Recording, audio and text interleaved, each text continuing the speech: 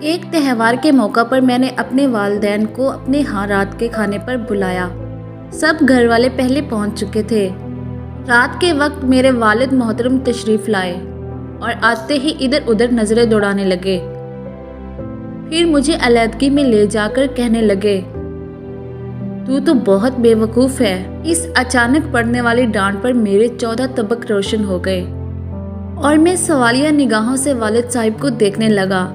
میری نظروں کے سوال کو بھانپ کر وہ فرمانے لگے، اس خوشی کے موقع پر تو نے اپنے سب گھر والوں کو تو جمع کر لیا، مگر اپنے سسرال میں کسی ایک کو بھی بلانا گوارا نہ کیا۔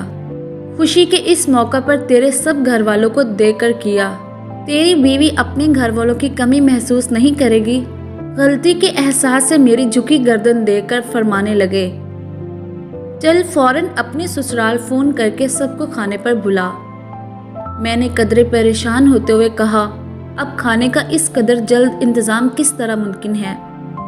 فرمانے لگے، ہم کھانا بعد میں کھا لیں گے، پہلے ان کی خدمت میں پیش کریں گے۔ اس طرح کر کے اپنی بیگم سے کچھ نہ کہے، بس اپنی امی سے جا کر کہہ دے کہ مزید کھانے کا انتظام کر لیں۔ حکم کی تحمیل کی۔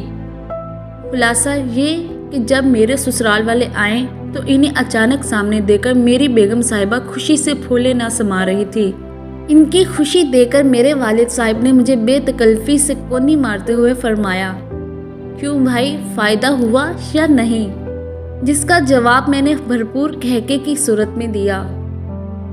میاں بیوی کا ایک دوسرے کی خوشی کا احساس جہاں گھریلو ماحول کو دولت سکون عطا کرتا ہے، وہاں والدین کی صحیح رہنمائی اسی دولت میں کئی گنا اضافے کا سبب بنتا ہے۔